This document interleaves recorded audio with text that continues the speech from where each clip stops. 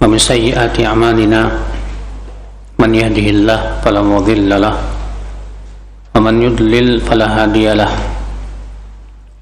أشهد أن لا إله إلا الله وحده لا شريك له وأشهد أن محمدا عبده ورسوله قال الله تعالى في كتابه الكريم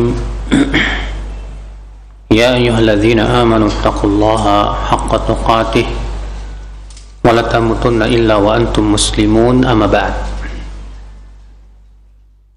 Kita lanjutkan ayat ikhwah, pembahasan kita masih hadis yang ketiga.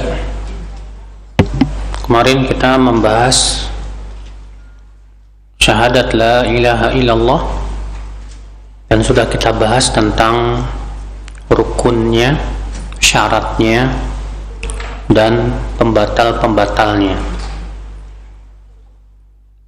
Sekarang kita akan membahas yaitu syahadat Muhammad Rasulullah. Sengaja saya perpanjang ini karena ini urgent ya. Ini merupakan pokok daripada Islam. Asyhadu anna Muhammadan abduhu wa rasuluh.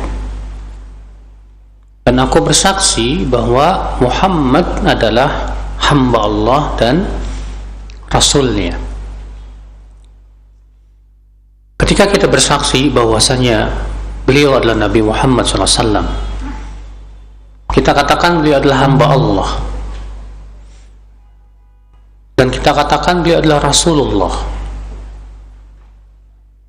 Kata-kata hamba Allah, Pak, ini memberikan kepada kita pesan dan kesan. Apa pesan? Yaitu bahwa beliau adalah seorang hamba. Beliau adalah apa? Seorang hamba. Berarti beliau adalah hamba Allah yang tidak boleh dipertuhankan. Dan kata-kata Rasulullah, utusan Allah, maka memberikan kepada kita pesan bahwa beliau adalah Rasulullah yang harus kita ikuti, yang harus ditaati, yang harus dihormati.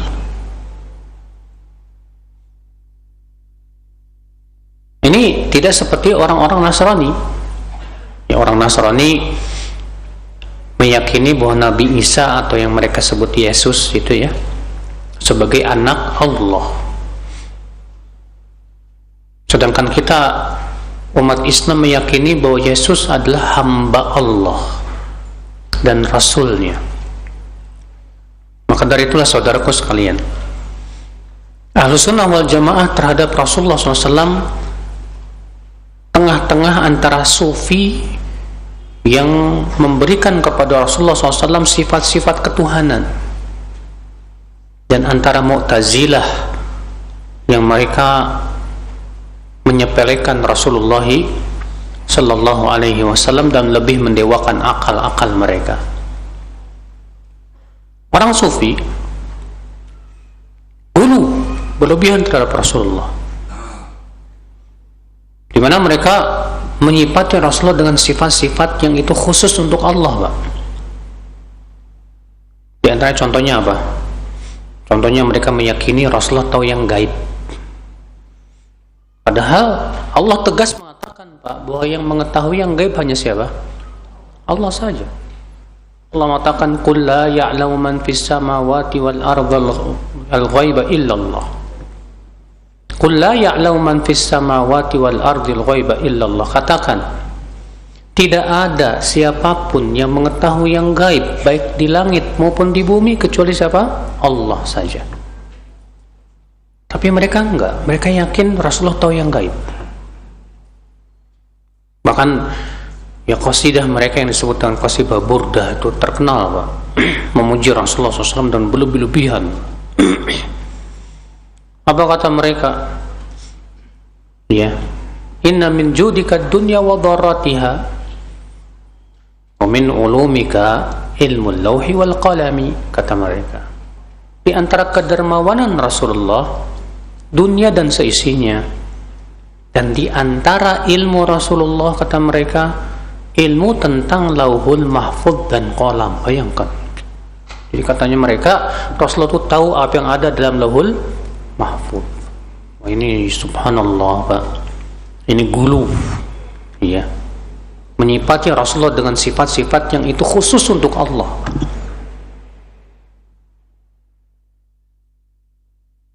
Maka kita Ahlussunnah wal Jamaah tidak melakukan itu. Kita tidak meyakini itu. Kita yakin Rasulullah tidak bisa memberikan manfaat dan mudarat kecuali dengan izin Allah. Allah berfirman dalam surat Al-A'raf ayat 188. Qul la amliku li nafsi naf'an wa la dharran illa ma syaa Allah. Walau kuntu a'lamul ghaiba lastakthartu minal khair wa ma massani as-su. Katakan, tidak ada yang katakan, aku tidak memiliki untuk diriku manfaat dan mudarat kecuali dengan apa yang Allah kehendaki. Kalaulah aku mengetahui yang gaib, tentu aku akan memperbanyak kebaikan dan tidak akan menimpaku keburukan. Coba perhatikan ayat ini Bapak dan Ibu-ibu ya. Nabi disuruh mengatakan, katakan, aku tidak memiliki untuk diriku manfaat dan mudarat. Rasulullah SAW tidak bisa memberikan manfaat dan mudarat untuk dirinya sendiri, Pak. Bagaimana untuk orang lain? Itu saat Nabi sedang hidup, bagaimana setelah meninggal dunia? Tapi berapa banyak, Pak, kaum muslimin yang punya keyakinan Rasulullah SAW bisa memberikan manfaat, bisa menolak mudarat. Iya. Pernah dengar salawat nariyah, Pak? Iya. Siapa yang hafal salat nariyah? Ada yang hafal? Bapak itu hafal katanya. Coba Pak, baca.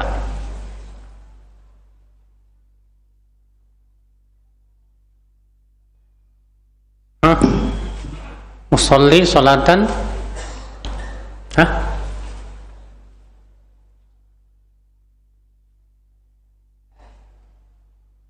Alladzi tanhallu bihil uqadu wa tanfariju bihil qurabu, terus wa tuqda bihil hawaiju, terus apa lagi? Aku bersalawat untuk Rasulullah dan mengucapkan salam dengan salam yang sempurna. Alladzi bihi, yang dengan Rasulullah. Terus anfariju bihil, siapa yang apa? Alladzi apa? Yang disebutkan dalam salawat itu, yang dengannya akan terlepas semua ikatan dan dengannya akan hilang semua kesusahan. Dengannya pula akan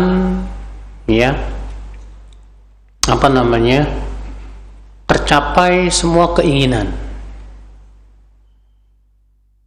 Kalau bihi di sini kembalinya kepada Rasulullah, ini jelas syirik, Pak.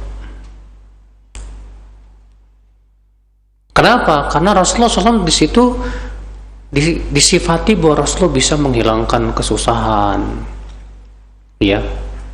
Bisa dengan Rasulullah bisa meraih semua keinginan. Kalau dhamir di situ kembalinya kepada Rasulullah, jelas ini syirik. Tapi kalau dhamirnya di sini wa alladzi bihi kepada ucapan salam, dengan mengucapkan salam kepada Rasulullah akan hilang semua kesusahan. Dengan mengucapkan salam kepada Rasulullah, ya, artinya tawasul dengan salawat dan salam kepada Rasulullah sallallahu alaihi wasallam, makanya yang seperti ini tidak termasuk syirik. Makanya kita tanya, itu dhamir kembalinya kemana? Iya. Kalau kembalinya kepada sholawat harusnya biha. Kalau kembali kepada salam, iya, kita katakan bihi. Iya. Nah, saudaraku sekalian. Jadi ini syahadat Muhammad Rasulullah. Jadi beliau kita yakini Pak, Rasulullah itu adalah hamba Allah dan siapa? Rasulnya. Apa saja yang harus kita yakini terhadap Rasulullah Pak? Yang pertama, beriman akan kenabian dan kerasulan beliau. Jadi beliau adalah benar-benar nabi dan rasul yang Allah utus. Ini wajib diimani. Siapa yang meyakini bahwa Nabi Muhammad bukan nabi dan rasul, maka ia murtad dari agama Islam. Bukan muslim, bukan. Iya. Walaupun dia mentauhidkan Allah, walaupun dia tidak mempersekutukan Allah, tapi dia tidak mengakui Rasulullah sebagai Rasul, maka dia bukan Muslim. Yang kedua yang harus diyakini saudaraku sekalian, yaitu wujubul iman bi umumi risalatih. Wajib beriman bahwa Rasulullah SAW itu diutus kepada seluruh manusia, bukan cuma kepada orang Arab doang. Dalilnya mana? Dalilnya firman Allah dalam surat Al-A'raf, "Qul ya ayyuhan nas, inni Rasulullah ilaikum jami'a." Katakan, hai manusia, sesungguhnya aku ini utusan Allah kepada seluruh manusia. Dan juga Rasulullah SAW bersabda, "Wa kana al-anbiya yub'atsuna ila qaumihim khassatan wa bu'itsu ila an-nasi kaffatan." Adalah para nabi sebelumku hanya diutus kepada kaumnya saja, sedangkan aku diutus kepada seluruh manusia. Ya. Maka manusia manapun Pak, baik Arab kayak bukan Arab kayak, baik kulit putih, kulit hitam, sawo mateng atau siapapun yang mendengar tentang ajaran Rasulullah SAW, kemudian tidak mau beriman kepada ajaran Rasulullah, ia pasti masuk neraka Pak. Makanya Rasulullah SAW sabda, "La yasma'u bi min hadhil ummah yahudiyyun wala nasraniyun thumma lam yu'min bima ji'tu bi illa kana min ashabin nar," atau kama qala. Tidak ada seorang pun yang mendengar tentang ajaranku kemudian ia tidak beriman terhadap apa yang aku bawa ini, kecuali ia pasti masuk neraka. Iya. Maka Rasulullah SAW diutus kepada seluruh manusia, bukan hanya bangsa Arab. Iya. Kemudian yang ketiga,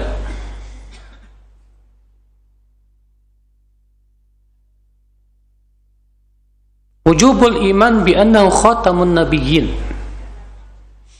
Wajib beriman bahwa Rasulullah SAW itu penutup para nabi dan rasul, di mana tidak akan ada lagi nabi dan rasul setelah Rasulullah sallallahu alaihi wasallam. Iya. Dalilnya firman Allah dalam surat Al-Baqarah Ali Imran itu, yang Allah menyebutkan wa khataman nabiyyin, beliau adalah penutup para nabi. Dan Rasulullah juga bersabda, wa ana khatamur rusul, aku adalah penutup para rasul. Iya. Maka siapa yang punya keyakinan Pak bahwa ada nabi setelah Rasulullah SAW, maka dia murtad dari agama Islam. Dan Rasulullah sudah mengabarkan dalam hadis yang sahih ya, bahwa nanti setelah Rasulullah wafat akan ada 30 orang yang mengaku nabi. Sayakunu ba'di thalathuna kadzabun, kata Rasulullah. Setelahku nanti akan ada 30 orang tukang dusta, kulluhum yadda'i annahu nabi, Mereka semua mengaku dirinya nabi. Ternyata benar, Pak. Rasulullah meninggal, Musailimah al-Kadzdzab mengaku dirinya apa? Nabi. Kemudian Sajah mengaku dirinya nabi. Al-Aswad al-Insi di Yaman mengaku dirinya nabi. Kemudian Dhiral bin al-Azwar mengaku dirinya nabi. Tapi Dhirar kemudian taubat dan masuk Islam lagi. Keluar lagi setelah itu, ya, Al-Mukhtar Al-Thaqafi mengaku-ngaku dirinya nabi, yang sampai hari ini masih banyak pengikutnya, Pak Mirza Ghulam Ahmad, yang kemudian jadi kelompok Ahmadiyah. Iya, itu bukan Islam, bukan. Ya, kenapa kita katakan bukan Islam? Karena nabinya bukan Nabi Muhammad sallallahu alaihi wasallam. Karena mereka punya keyakinan bahwa setelah Rasulullah akan ada nabi. Ya, ini jelas keyakinan yang bertabrakan dengan ijma. Kemudian yang selanjutnya,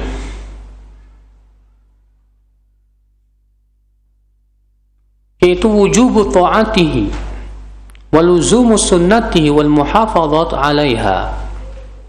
Wajib menaati Rasulullah dan berpegang kepada sunnahnya. Wajib menaati Rasulullah, Pak. Dan dalilnya dalam Al-Quran banyak banget.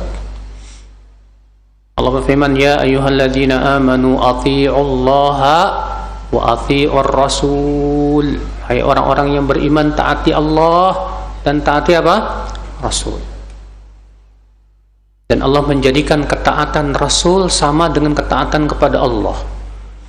Allah berfirman, may yuti'ir rasula faqad ata'a Allah. Siapa yang menaati Rasul, sungguh ia telah menaati Allah. Dan Allah mengancam orang yang menyelisih Rasulullah dengan dua perkara yang berat.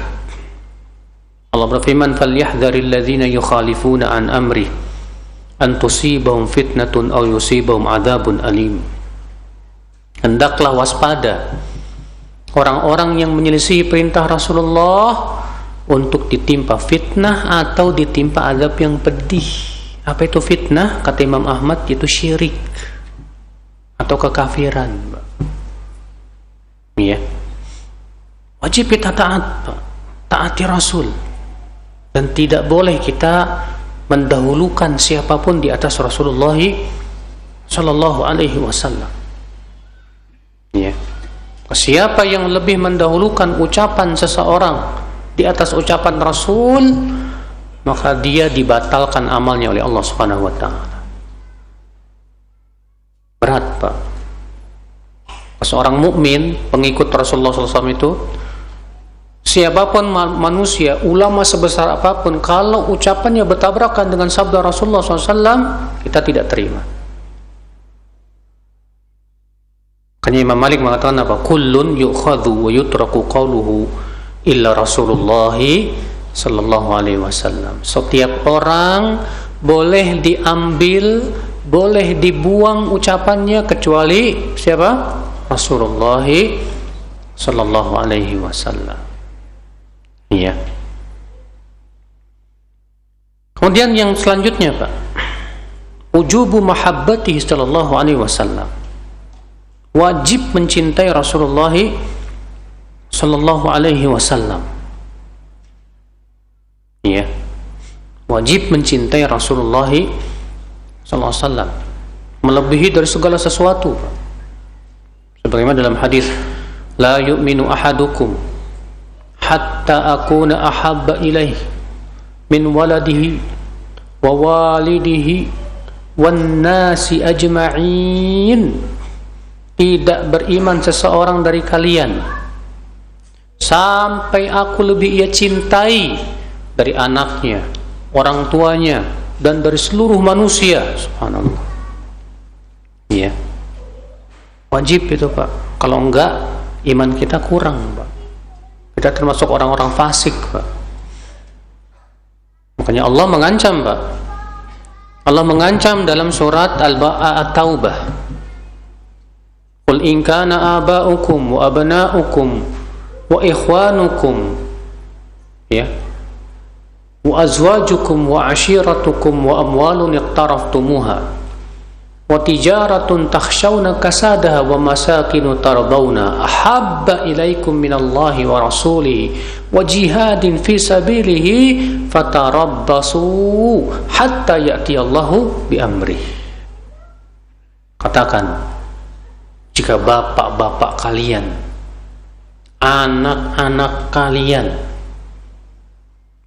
teman-teman kalian, istri-istri kalian, keluarga kalian, ya, wa ashiratukum, dan harta yang kalian usahakan, dan perniagaan yang kalian takutkan kebangkrutannya, dan rumah yang kalian cintai, ternyata itu lebih kalian cintai dari Allah dan Rasulnya dan dari berjihad di jalan Allah, maka tunggulah sampai Allah mendatangkan urusannya. Ngeri, Pak. Iya. Karena itu setiap kita introspeksi, Pak. Selama ini kita lebih mencintai dunia kita atau mencintai Allah dan Rasulnya? Iya. Kemudian yang selanjutnya, Pak, itu wujubu al-iman bi'ismatihi. Wajib beriman bahwa Rasul itu maksum, gak mungkin salah, gak mungkin apa? Salah. Wajib diimani itu. Dan wajib kita yakini, Pak, bahwa yang maksum itu hanya Rasulullah sallallahu alaihi wasallam. Adapun ulama enggak maksum, Pak. Maka jangan samakan ulama dengan Rasulullah sallallahu alaihi wasallam. Kalau ulama bisa jadi benar, bisa jadi salah. Sedangkan Rasulullah SAW pasti benar. Iya. Kemudian yang selanjutnya, ya akhal Islam, azani Allah wa yakum, wujubul iman bi anna an-nabiy sallallahu alaihi wasallam qad ballagha risalah wa akmalaha. Wajib beriman, Pak, bahwa Rasulullah SAW sudah menyampaikan risalah secara sempurna. Tidak ada satupun yang ditinggalkan. Tidak ada satupun risalah yang Rasulullah sembunyikan. Tidak. Maka wajib kita yakini, Pak, semua kebaikan sudah disampaikan oleh Rasulullah SAW. Semua keburukan sudah diwanti-wanti oleh Rasulullah SAW. Ya, kata Abu Darda atau Abu Dzar, ma baqiya syai'un yuqarribukum ilal jannah wa yubaidukum minan nar illa waqad buyyina lakum. Tidak tersisa lagi semua yang mendekatkan ke surga dan menjauhkan dari neraka kecuali sudah dijelaskan oleh Rasulullah sallallahu alaihi wasallam. Ya, ini wajib kita imani itu, Pak.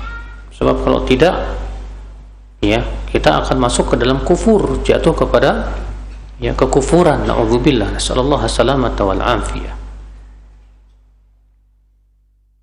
Kemudian selanjutnya, Pak, wujubu ta'zirihi wa tauqirihi wa ta'zimihi. Wajib kita menghormati Rasulullah dan membela sunnah Rasulullah sallallahu alaihi wasallam. Wajib itu, ya.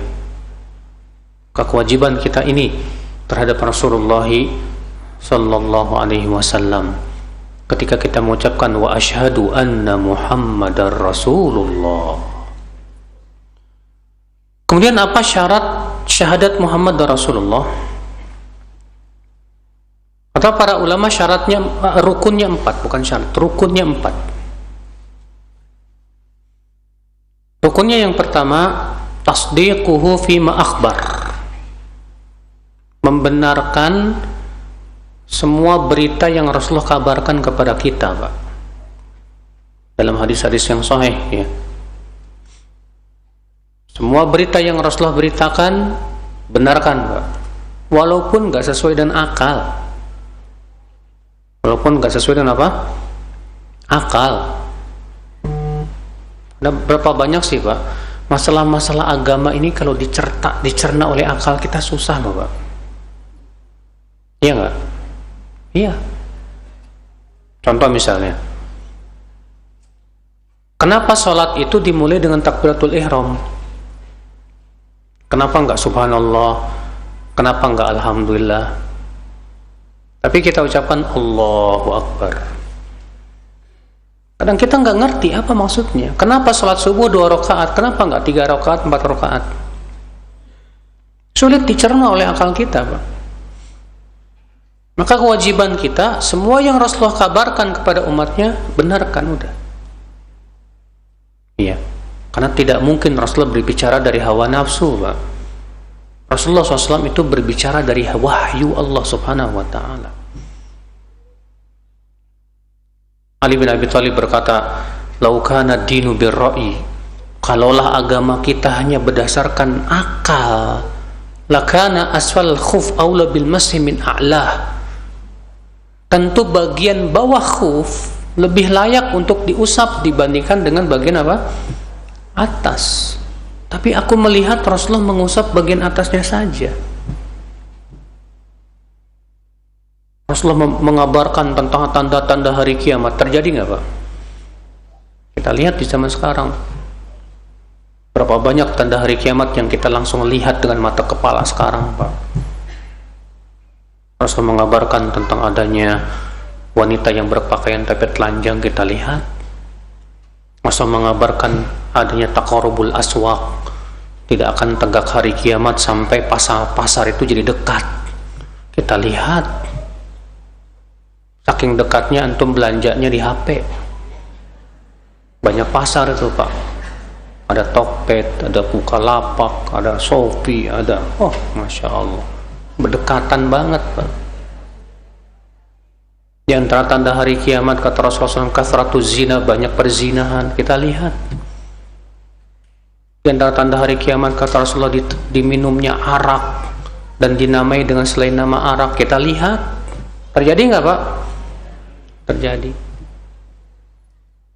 Di antara tanda hari kiamat kata Rasulullah, keluarnya kendaraan yang mempunyai beberapa pelana tempat duduk, maksudnya mobil.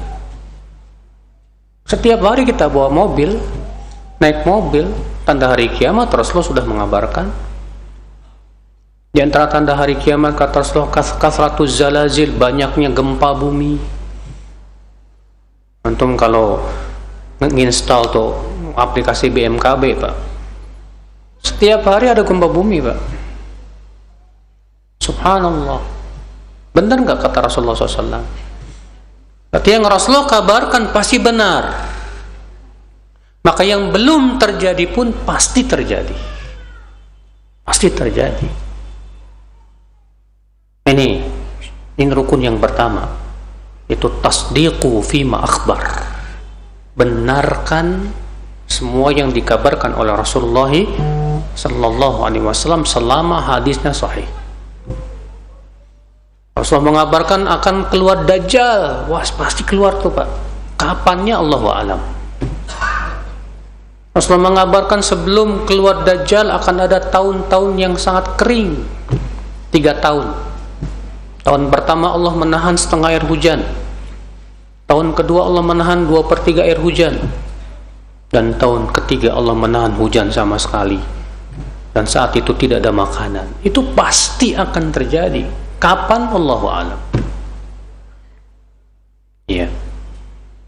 Nah ini saudaraku sekalian. Ya, semua yang Rasulullah kabarkan benarkan. Rukun yang kedua apa? Yaitu imtithalu ma amar. Mempraktekkan semua perintah Nabi. Semua perintah Nabi praktekkan, laksanakan, jalankan. Walaupun tidak sesuai dengan hawa nafsu dan keinginan kita, Pak. Dan yakin, Pak, wajib diyakini, Pak, semua perintah Nabi itu pasti maslahat. Tidak ada perintah Nabi yang mudarat, tidak ada. Allah perintahkan sholat, mudarat enggak? Ada sih sedikit mudorotnya apa? Ya, waktu kita terkorbankan, tapi itu sedikit sekali dibandingkan dengan maslahatnya yang besar. Allah perintahkan zakat. Maslahat tidak, Pak? Maslahat. Memang ada mudorotnya, kita harus keluar duit. Tapi mudorotnya kecil dibandingkan maslahatnya yang sangat apa? Besar. Allah perintahkan puasa Ramadan. Maslahat tidak, Pak? Maslahat. Ada sih mudorotnya. Lapar sama dahaga, tapi mudorotnya kecil, Pak, dibandingkan dengan maslahatnya yang sangat apa? Besar. Itu pun bagi orang yang sakit, yang nggak kuat, nggak masalah nggak puasa asal diganti. Dan bagi mereka yang sakitnya tidak mungkin sembuh, nggak apa-apa nggak puasa asal bayar fidyah. Kalau dia nggak bisa bayar fidyah juga, ya udah dimaafin. Iya, subhanallah saudaraku sekalian. Ini ya akhi, perintah Rasulullah gak mungkin mudarat, gak mungkin sudah. Terkadang kita belum paham. Kita belum apa? Paham. Jangan sampai hanya karena nggak paham, lantas kita nggak mau melaksanakan perintah apa? Rasul. Makanya lihat ya, para sahabat ketika Allah turunkan ayat-ayat yang memerintahkan untuk menutup aurat, ayat-ayat hijab, para sahabat tidak ada yang nanya, kenapa sih harus pakai hijab, ini kan Saudi panas. Tidak ada, Pak. Para sahabat langsung apa? Para sahabat itu langsung tarik gorden, langsung berhijab, tutup, karena mereka sangat yakin bahwa perintah Allah pasti maslahat. Ya. Ini rukun yang keberapa? Yang kedua. Rukun yang ketiga, ijtinabu ma naha anhu wa zajar, meninggalkan semua larangan-larangan Rasulullah SAW. Tinggalkan semua yang Rasulullah larang. Yakini, Pak, bahwa yang Rasulullah larang itu mudorotnya murni atau mudorotnya jauh lebih besar dibandingkan manfaatnya. Rasulullah melarang minum arak. Arak ada manfaatnya nggak, Pak? Ada. Tapi sedikit manfaatnya dibandingkan apa? Mudaratnya. Allah berfirman, yas'alunaka 'anil khamri wal maisir qul fihima itsmun kabirun wa manafi'u lin-nas wa itsmuhuma akbaru min naf'ihima. Mereka bertanya kepadamu tentang arak dan judi. Katakan, di dalam arak dan judi itu terdapat manfaat-manfaat untuk manusia, dan juga ada dosanya, mudorotnya, dan mudorotnya lebih besar daripada apa? Manfaatnya. Ternyata arak dan judi ada manfaatnya, ada, cuma manfaatnya sedikit dibandingkan mudorotnya. Allah harapkan. Iya. Terkadang kita belum mengerti kenapa Rasulullah melarang memakai celana bagi laki-laki melebihi mata kaki. Kita mikir pakai akal, kenapa dilarang sama Rasul? Apa mudorotnya kain melebihi mata kaki? Kita mungkin belum menemukan, Pak, karena akal kita masih sangat terbatas. Maka sesuatu yang belum dipahami akal bukan menjadi alasan untuk menolak sabda Rasulullah SAW. Kewajiban kita sami'na wa ata'na. Gak mungkin Rasulullah melarang sesuatu yang sifatnya manfaat untuk kehidupan manusia. Gak mungkin. Iya. Ikhwatal Islam, saudara-saudaraku seiman. Ada orang lagi berkata, kenapa sih masa musik haram? Kenapa Rasulullah dalam hadis-hadis yang banyak mengharamkan musik, Pak? Karena musik sangat melalaikan dari zikir kepada Allah. Oh, kalau begitu bikin musik Islami lah, Ustaz. Kan tujuannya bisa dengerin apa zikir sama Allah. Tetap saja, Pak, hati itu bukan terpengaruh oleh zikirnya, tapi oleh apa? Musiknya. Iya. Nah, ini saudaraku sekalian, azani Allah wa iyyakum. Maka ya akhi, Siapapun orang yang memikirkan tentang perintah Rasul dan larangan Rasul dengan penuh kefakihan, dia akan dapatkan bahwa perintah dan larangan Rasul ini luar biasa, Pak. Sangat untuk sesuatu yang kebaikan untuk semua kita, ya. Dan rukun yang keempat daripada syahadat Muhammad Rasulullah, apa itu? Yaitu alla na'budallaha illa bima syara'. Kita tidak boleh beribadah kepada Allah kecuali harus sesuai dengan syariat Rasulullah sallallahu alaihi wasallam. Gak boleh kita ibadah kepada Allah kecuali harus sesuai dengan tuntunan Rasulullah sallallahu alaihi wasallam. Beliau bersabda, "Sallu kama ra'aitumuni usalli." Salatlah kalian sebagaimana kalian melihat aku salat. Rasulullah tidak mengatakan salatlah kalian sesuai dengan selera kalian, terserah. Rasulullah tidak mengatakan silahkan buat cara salat sendiri masing-masing, monggo. Enggak. Rasulullah mengatakan salatlah kalian sebagaimana kalian melihat aku salat. Maka siapa yang bikin cara sendiri dalam salat, berarti dia sudah menyelesaikan perintah Rasul. Beliau juga bersabda, "Khudhu anni manasikakum." Ambil dariku cara manasik haji kalian tuh. Rasulullah tidak mengatakan silahkan bikin haji sendiri, caranya sendiri. Tidak. Maka dari sini penting saudaraku ya. Iya. Ibadah kita kepada Allah kalau tidak sesuai dengan tuntunan Rasulullah tidak akan diterima. Ya, beliau bersabda, "Man ahdatsa fi amrina hadza ma laysa minhu fahuwa raddun." Siapa yang mengada-ngada dalam urusan kami ini, yaitu agama ini, sesuatu yang bukan dari agama, maka ia akan tertolak, kata Rasulullah SAW. Nggak diterima sama Allah. Makanya perhatikan Pak, Ibu, setiap ibadah kita ini harus kita tahu dasarnya apa. Ibu mau sholat sunnah, ada nggak dasarnya dari Rasulullah SAW? Ibu mau melakukan suatu ibadah atau bapak, tanya dulu ada nggak dasarnya dari Rasulullah SAW. Kalau nggak ada dasarnya jangan Pak, nggak usah. Ngapain capek-capek?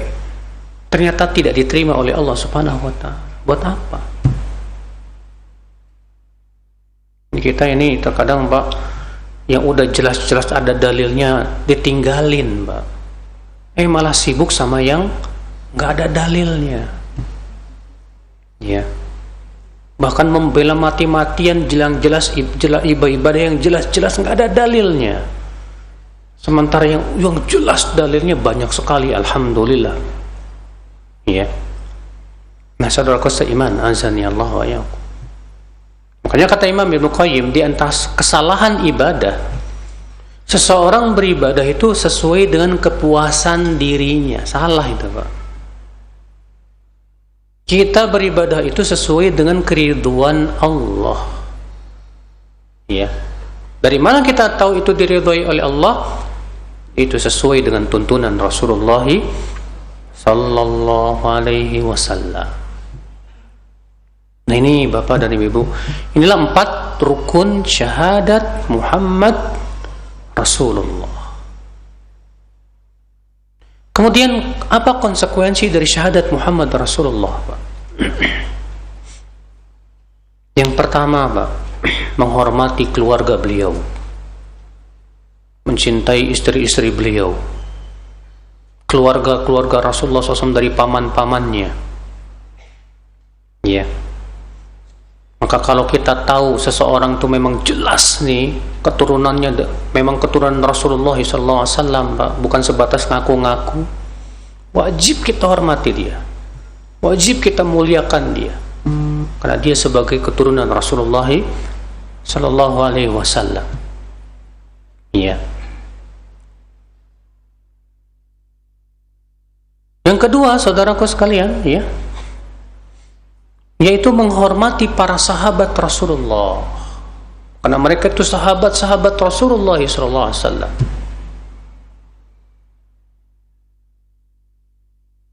Kalau ibu bapak kita meninggal, Pak, ibu bapak kita meninggal, termasuk bakti kepada ibu bapak kita adalah memuliakan teman-teman bapak ibu dan bapak kita.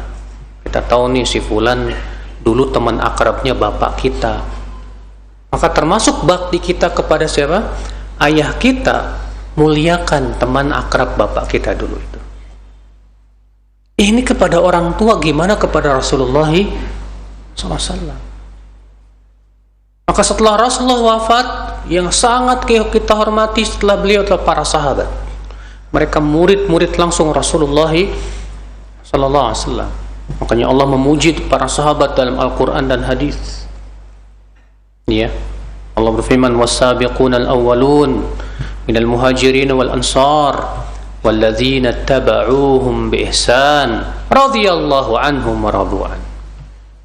Sabiquna al-awwalun, para sahabat yang pertama kali masuk Islam dari kalangan muhajirin dan ansar, dan orang-orang yang mengikuti mereka. Mereka ini siapa? Muhajirin dan ansar, dengan kebaikan, maka Allah ridho kepada mereka dan mereka pun ridho kepada Allah Subhanahu wa ta'ala. Subhanallah. Lihat, Allah menyatakan ridho kepada siapa, Pak? Muhajirin, dan kepada siapa lagi? Kepada orang-orang yang mengikuti muhajirin dan ansar dengan kebaikan.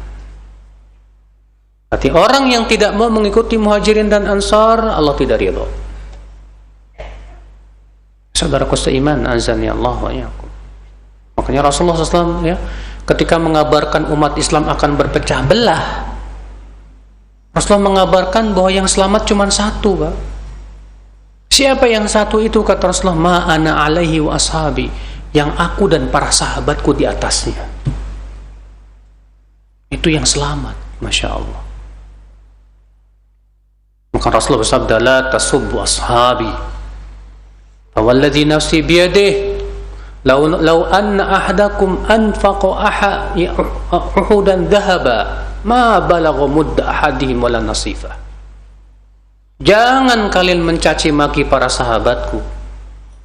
Demi zat yang diriku berada di tangannya, kalaulah di antara kalian ada yang berinfak dengan emas sebesar gunung Uhud, Allah itu tidak akan sampai kepada infaknya sahabat satu mud atau setengah mud mereka. Subhanallah.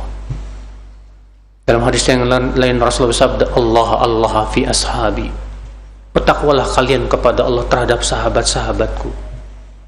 La tattakhidhuhu gharadan min ba'di, jangan kalian jadikan sahabat-sahabatku itu sebagai tempat cercaan dan cacian. Faman ahabbahum fa bihubbi uhibbuhum, siapa yang mencintai para sahabat, maka dengan kecintaanku kepada mereka aku cinta kepada dia. Faman abghadahum, dan siapa yang benci kepada para sahabat, fa bi bughdhi ubghiduhum, maka dengan kebencianku aku benci kepada dia. Iya. Subhanallah ya akhal Islam. Makanya para sahabat, akhi, wasiat Rasulullah SAW adalah untuk senantiasa menghormati para sahabat, untuk senantiasa menjadikan para sahabat sebagai apa? Rujukan dalam memahami din dan agama ini. Iya. Saudaraku seiman, azani Allah wa iyyakum. Ini akhi ya, yang berhubungan dengan syahadat Muhammad Rasulullah sallallahu alaihi wasallam. Selesai dari menjelaskan rukun Islam yang pertama, yaitu dua kalimat apa? Syahadat. Sekarang rukun Islam yang kedua, saya tidak akan menjelaskan secara terperinci karena itu masalah fikih, yaitu mendirikan sholat. Adapun fikih sholat, bagaimana caranya, dalil-dalilnya, ini butuh pelajaran khusus, Pak. Ya. Saya hanya akan menyebutkan tentang pentingnya sholat, Pak. Wallahi Pak, sholat itu rukun Islam paling agung setelah 2 kalimat syahadat Pak.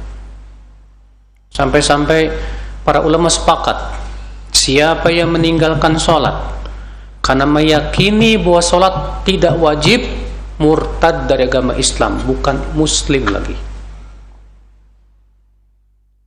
Lalu para ulama berbeda pendapat. Bagaimana kalau ada orang yang meninggalkan sholat karena malas? Ada orang meyakini sholat 5 waktu wajib, saya yakin, tapi dia nggak sholat karena malas. Apakah orang ini sudah kafir apa belum? Imam yang 3 itu Imam Malik, Imam Syafi'i, Imam Abu Hanifah mengatakan apa? Belum. Tapi dia sudah melakukan dosa besar di sisi Allah. Sedangkan Imam Ahmad mengatakan dia sudah keluar dari Islam, murtad. Iya. Dasarnya Imam Ahmad apa? Itu hadis al-ahdul ladzi bainana wa bainal kufri wasyirk as-shalah. Batasan antara kita dengan kekafiran atau kesyirikan adalah salat. Faman tarakaha faqad kafar. Siapa yang meninggalkan salat, maka ia telah kafir, kata Rasulullah sallallahu alaihi wasallam. Nah, ini menjadi perselisihan para ulama nih Pak nih tentang hadis ini. Iya. Syekh Albani rahimahullah merajihkan pendapat jumhur. Pelakunya belum kafir, tapi dia sudah melakukan dosa yang sangat besar. Nah, sholat Pak, itu sama sekali Allah syariatkan kita itu bukan untuk menyusahkan kita, ndak. Sholat ringan kok, mudah. Allah wajibkan cuma 5 waktu sholat, 5 waktu Pak, nggak sampai 50. Antum sholat, sekali sholat berapa menit Pak? 5 menit. Masya Allah, 5 menit. Berarti satu sholat 5 menit. Kalau 5 kali sholat 25 menit. Dibandingkan 24 jam sedikit Pak. Itu juga dibagi-bagi. Waktunya juga waktu-waktu yang enak semua. Allah nggak wajibkan sholat jam 12 malam, enggak. Mudah. Apa sih yang membuat orang susah berat sholat itu? Karena banyak maksiat. Orang kalau sudah hatinya penuh maksiat, sholat pun berat banget Pak. Nggak ada yang paling berat buat dia dari sholat Pak. Tapi kalau hatinya bening, bersih, dia akan merasa senang dengan sholat. Bahkan dia gembira dengan sholat. Iya. Tentu Allah syariatkan sholat itu untuk kebaikan kita. Apa sih manfaatnya sholat buat kita Pak? Banyak Pak. Yang pertama, dengan sholat itu hati kita bercahaya di dunia, dan kita diberikan cahaya nanti di akhirat. Rasulullah SAW sabda, as-salatu nur. Sholat itu cahaya, kata Rasulullah SAW. Iya. Yang kedua, sholat itu Pak memberikan kekuatan jiwa Pak. Sehingga karena kita diberikan kekuatan jiwa, kita bisa meninggalkan perbuatan keji dan mungkar. Allah berfirman, inna sholata tanha anil fahsya'i wal mungkar. Sesungguhnya sholat itu mencegah dari perbuatan keji dan mungkar. Masya Allah. Ada seorang laki-laki melapor, ya Rasulullah, si fulan itu di waktu malam tahajud, fa idza asbah sarak, pagi harinya mencuri. Gimana itu ya Rasulullah? Malamnya tahajud, paginya mencuri. Apa kata Rasulullah SAW? Satamna'uhu sholatuh. Kelak sholatnya akan mencegah dia. Artinya kalau dia memang benar-benar sholatnya bagus, sholatnya khusyuk, dijaga rukunnya, tumakninahnya, syaratnya, maka sholat itu memberikan kekuatan dia untuk meninggalkan perbuatan keji dan mungkar. Hanya kalau ibu punya suami, Ustaz, suami saya masih merokok, gimana ya? Kita tanya, suami ibu sholat nggak? Rajin sholatnya sih. Suka ke masjid nggak? Suka. Kabar gembira Bu. insya Allah sholatnya itu akan memberikan kepada apa? Kekuatan, insya Allah. Kalau memang sholatnya benar-benar dijaga tuh ya, khusyuknya, tumakninahnya. Beda kalau sholatnya cepet banget Pak, kayak ayam matu gitu Pak. Maka sholat yang kayak gini nih nggak ada manfaatnya. Sholat yang seperti ini tidak akan memberikan perubahan apa-apa biasanya. Iya. Apalagi manfaat sholat Pak? Yang ketiga, menggugurkan dosa kita. Rasulullah perumpamaan orang yang sholat 5 waktu itu perumpamaannya seperti orang yang mandi dikali 5 kali. Hal yabqa fihi min daran fi badani, apakah tersisa di badannya dari kotoran? Bayangkan, kata Rasulullah SAW, orang yang sholat 5 waktu itu seperti orang yang mandi dikali 5 kali. Enggak tersisa kotorannya, enggak, bersih. Iya, makanya dengan sholat kita dicuci lagi, sholat dicuci lagi, dicuci lagi. Orang nggak pernah sholat, nggak ada alat untuk mencuci dosa-dosanya. Iya, akhal Islam azani Allah wa yakum. Kemudian manfaat yang keempat Pak, sholat apa Pak? Memperkuat hubungan kita dengan pencipta kita Pak. Karena manusia tidak akan pernah bahagia kecuali kalau ia benar-benar kuat hubungannya dengan penciptanya, itu Allah subhanahu wa ta'ala. Sebab ketika si hamba jauh dari Allah, hatinya itu Pak gak bakal tentram. Memang Allah fitrahkan begitu hati manusia. Ya. Manusia semakin jauh kepada Allah, hatinya semakin memberontak. Hatinya merasa tidak nyaman. Walaupun dia banyak duit, banyak harta, tinggi kedudukan, tetap saja Pak fitrahnya itu ya, kecuali fitrah yang rusak ya. Na'udzubillah, nasallallahu salamata wal afiyah. Makanya dengan kita sholat, kita selalu memperkuat hubungan kita dengan Allah, bermunajat kepada Allah. Ya, itu sangat pengaruh efeknya untuk kehidupan kita. Surah Qasaiman azani Allah wa yakum. Di antara manfaat sholat apa lagi Pak? Bahwa sholat itu Pak membuka pintu-pintu keberkahan dalam hidup kita. Demikian pula rezeki. Karena dengan sholat itulah akhal Islam kita sudah melaksanakan ketakwaan yang Allah perintahkan. Dan Allah mengatakan, wa may yattaqillah yaj'al lahu makhraja wa yarzuqhu min haitsu la yahtasib.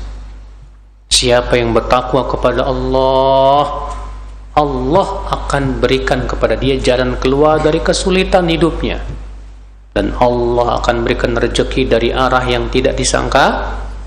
Masya Allah, subhanallah. Ya, ini sholat Pak, banyak sekali manfaatnya, luar biasa. Apalagi kalau antum sholat yang laki-laki sholatnya berjamaah di masjid, ditambah lagi banyak sekali keutamaan, Masya Allah.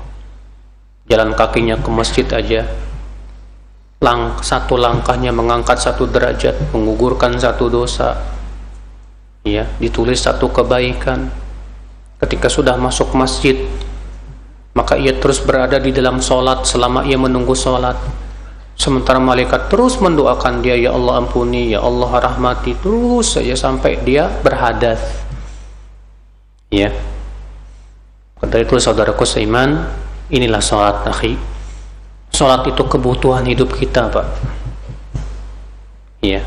Jadikan sholat itu kebutuhan kita Pak. Jangan jadikan sholat sebagai beban hidup. Kalau antum masih menganggap sholat sebagai beban, antum berarti masih masuk dalam firman Allah.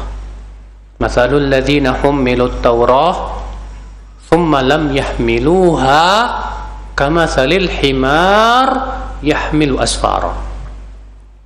Perumpamaan orang yang diberikan kepadanya Taurat, kemudian ia tidak membawa dengan semestinya, Maka seperti keledai yang membawa kitab-kitab apa? Besar. Bapak tahu keledai? Keledai itu nggak tahu kitab yang di punggungnya apa. Bagi keledai ini berat. Ini memberatkan punggungnya, Pak. Maka kalau kita menganggap Al-Quran dan hadis ini memberatkan hidup kita, keledai. Iya. Kalau kita masih menganggap perintah-perintah Allah ini beban buat kita masih seperti itu, Pak. Jangan kita anggap ya sholat itu beban, tapi jadikan, Pak, sholat itu sebagai tambatan hati, tempat hati kita istirahat. Rasulullah bersabda kepada Bilal, ya Bilal, arihna bis sholah. Hai Bilal, jadikan kita istirahat dengan sholat, hai Bilal. Masya Allah, justru saat sholat itulah kita merasa nikmat harusnya, Pak.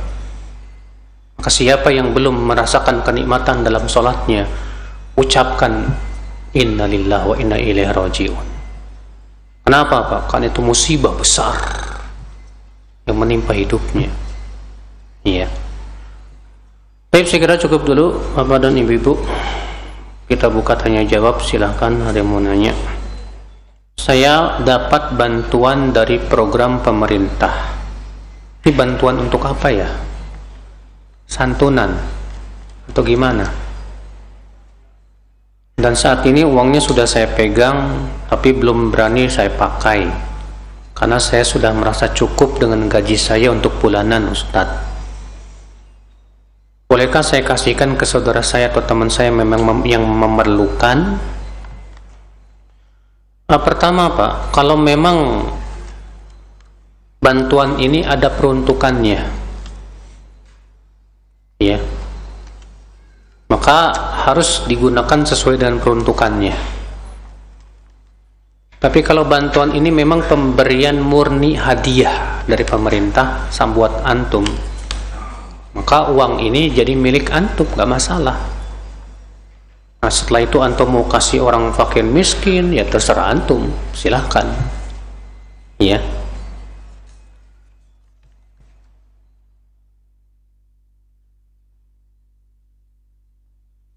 Ana safar perjalanan via kereta api dari kota A malam jam 11 sampai kota B pagi jam 7. Sholat subuhnya di mana, Ustadz? Di kereta apa di kota B itu? Nah, kalau sholat subuh di kota B udah keluar sholat, Pak. Jam 7 itu sudah siang, sudah terbit matahari, sudah habis waktu sholat. Jadi gimana dong? Tetap sholat di kereta, kecuali kalau kita bisa bilang ke masinisnya, bisa berhenti nggak Pak mau sholat? Kalau nggak bisa ya udah darurat. Ya.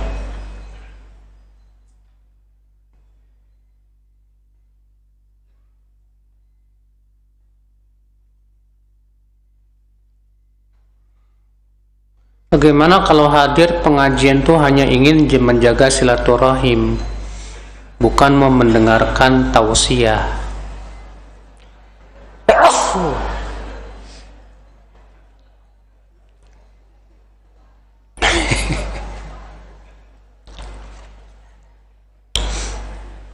Berarti duduk di masjid ngapain coba kalau bukan mendengarkan tausiah? Ngobrol? Hah? Tidur? Aduh, Pak, daripada ngobrol ganggu orang atau tidur malah ya bikin orang susah juga, mendingan gak usah deh. Ya. Karena tujuan kita duduk ke majelis taklim itu, Pak, dan menuntut ilmu, pahalanya jauh lebih besar dibandingkan tujuan silaturahim. Rasulullah bersabda, man goda ilal masjid aw raha la yuridu illa an yata'allama khairan aw yu'allima khairan raja'a ya bi ajril hajj taman hajjatuh. Siapa yang pergi ke masjid tidak ada niat kecuali untuk menuntut ilmu atau mengajarkan ilmu, maka ia pulang dengan membawa pahala sebesar pahala haji, sempurna hajinya. Datangnya kita ke masjid tujuan untuk ilmu, pulangnya bawa pahala sebesar pahala apa? Haji. Hadisnya sahih, Pak. Luar biasa. Sayang banget kalau cuma niatnya sebatas silaturahim. Apa hukumnya sholat laki-laki yang enggak mau sholat di masjid? Kata Rasulullah SAW, laqad hamamtu an amura rajulan fayuqim, thumma amura rajulan fayaumu bin nas, thumma antaliqu bi syu'latin min nar fa uharrik alaihim ya ala alladzina la yashhaduna as-shalah. Aku ingin sekali, kata Rasulullah, ingin sekali menyuruh orang untuk azan qomat, lalu aku suruh seseorang jadi imam, lalu aku pergi membawa api untuk membakar orang yang tidak menyaksikan sholat berjamaah. Kenapa Rasulullah tidak lakukan? Kata Ibnu Hajar, karena ada alasan. Di rumah itu ada wanita dan anak-anak yang tidak wajib sholat berjamaah. Sampai Rasulullah ingin membakar rumah orang yang tidak pergi apa? Sholat berjamaah. Rasulullah bersabda, athqalu sholati alal munafiqin sholatul isya wala sholatul fajr walau ya'lamuna ma fihima la'atauhuma walau habwan. Seberat-berat sholat baik buat orang munafik itu apa? Sholat isya dan sholat. Kalaulah mereka mengetahui bagaimana besarnya pahala di situ, mereka akan datangi walaupun dengan merangkak. Nabi mengatakan bahwa yang paling berat, berarti semua sholat bagi orang munafik itu apa? Berat. Sholat yang dimaksud di sini sholat berjamaah. Sampai Umar mengatakan dahulu di zaman Rasulullah, kalau kami kehilangan seseorang di sholat isya, kami curiga sama dia. Jangan-jangan ini orang munafik ini. Ya. Maka dari itu, Bapak, jangan mau Bapak nasibnya kayak perempuan, lebih baik di rumah. Masa Bapak mau disamakan sama perempuan? Kalau perempuan memang lebih baik di rumah. Kalau laki-laki terus nggak mau ke masjid, ya kayak perempuan Bapak. Ya. Masa jogging 10 km bisa, ke masjid 200 meter nggak bisa? Gimana sih Pak? Iya. Kak, sebagai seorang laki-laki, Pak, wajib sholat di mana? Di masjid. Laki-laki itu sholatnya di masjid, Pak, bukan di rumah. Iya.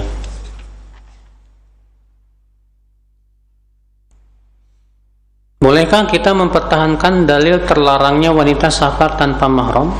Walaupun ada ulama atau ustadz yang membolehkan safar tanpa mahram, sangat boleh. Kenapa? Karena dalil lebih kita dahulukan daripada pendapat ulama. Ya. Hadisnya tegas kok, tidak halal wanita yang beriman kepada Allah dan hari akhirat safar tanpa mahram sejauh sehari semalam. Lalu ada seorang sahabat berkata, ya Rasulullah, istriku pergi haji, sementara aku diwajibkan ikut perang. Bagaimana? Kata Rasulullah, pergilah, berhajilah bersama istrimu. Kata Syekh Utsaimin, Nabi tidak bertanya kepada orang ini, istrimu berangkatnya sama rombongan yang aman enggak? Nabi tidak bertanya itu, Pak. Itu menunjukkan itu semua nggak dianggap. Iya.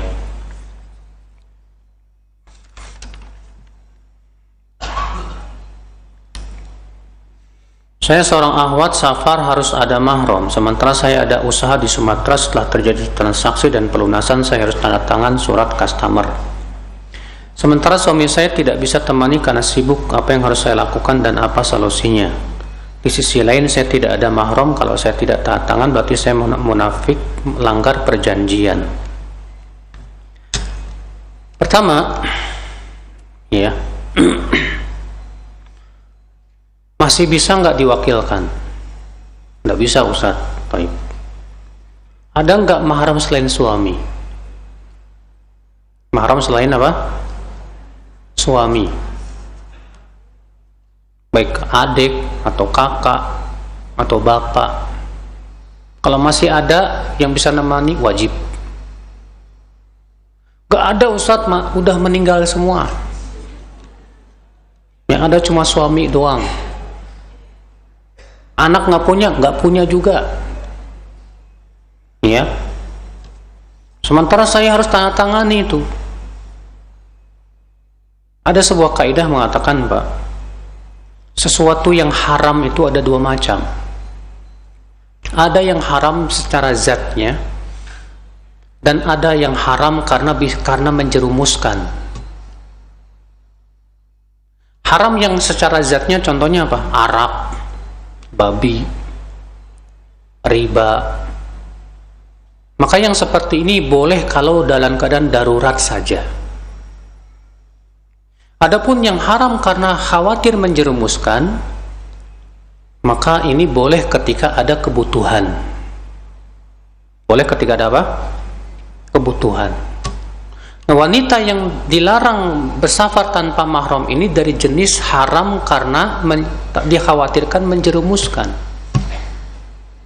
Maka yang seperti ini boleh kalau ada kebutuhan. Kalau ada apa? Kebutuhan.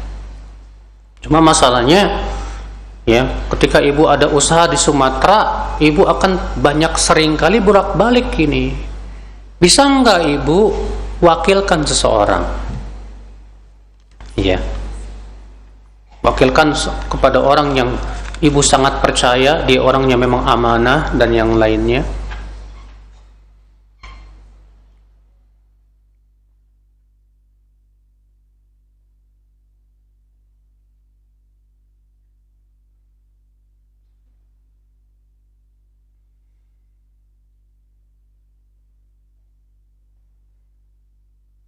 Sewaktu sebelum hijrah,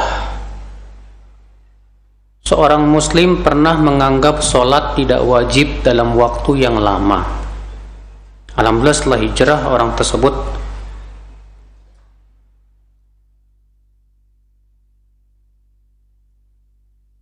yakin sholat ini wajib dan mengamalkannya. Apakah setelah sadar sholat itu wajib, orang tua wajib bersyahadat kembali di depan orang lain? Dia meyakini tidak wajibnya akibat kena syubhat atau gimana, Pak? Kalau karena ketidaktahuan dia jahil atau terkena syubhat pemikiran, maka yang seperti ini termasuk penghalang untuk dikafirkan. Tapi kalau bukan karena syubhat, tapi karena memang ngeyel aja sebatas ya dia menentang, maka seperti ini wajib mengucapkan dua kalimat syahadat. Ya.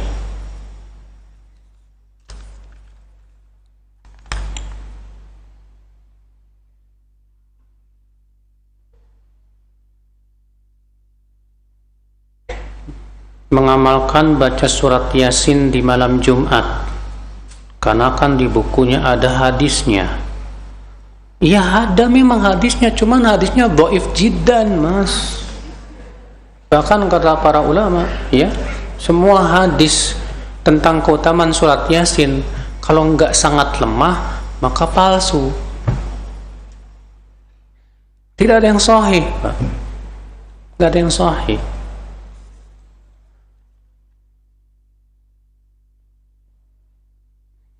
Bagaimana sih contohnya kalau kita lebih mencintai suami daripada cinta Rasul? Contohnya, suami nyuruh ibu buka jilbab, ibu taati. Padahal tahu bahwa buka jilbab itu hukumnya apa? Membuka aurat di depan orang itu haram. Tapi demi cinta suami udah nggak apa-apalah. Berarti ibu lebih mencintai suami daripada apa? Rasul. Rasul melarang ibu tabaruj.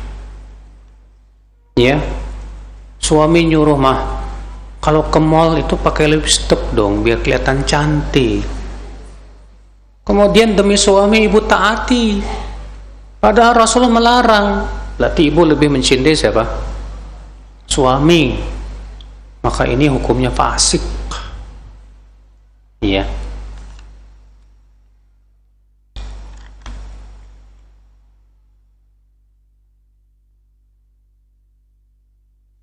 Ada yang bilang kalau malam hari itu sampah-sampah dan kotoran harus dikeluarkan dari rumah. Apa ada dalilnya? Yang nggak ada sih, Pak. Ya. Yang ada dalilnya itu kalau udah malam disuruh kunci pintu, tutup bejana-bejana. Ya. Itu kalau ada pun suruh buang sampah, nggak ada batasan. Silakan kapan saja.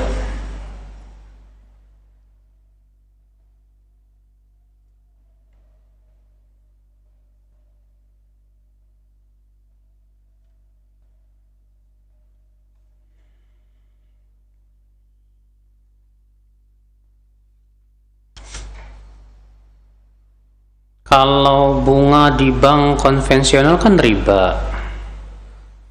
Terus kalau bagi hasil di bank syariah riba nggak ya?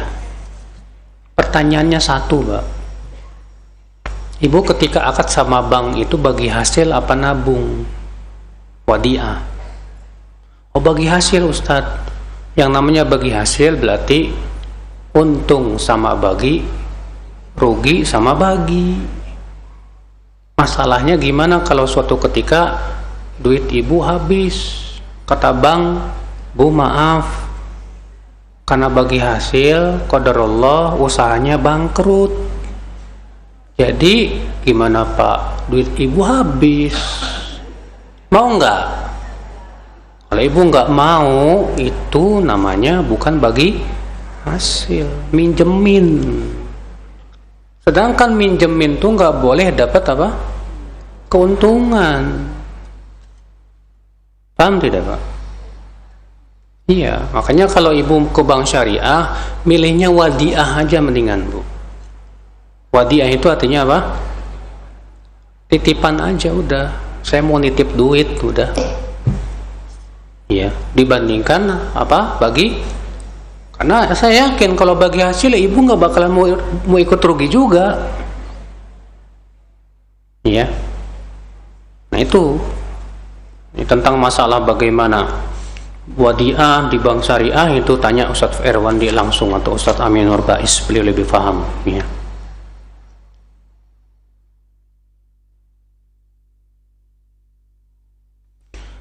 Apa maksud perkataan ulama orang yang paling bahagia di akhirat adalah yang paling lama sedihnya di dunia?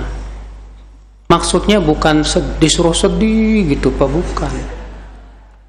Maksudnya orang yang takut kepada Allah dan sedih akan dosa-dosanya, takut akan dosa-dosanya, maksudnya itu. Ya.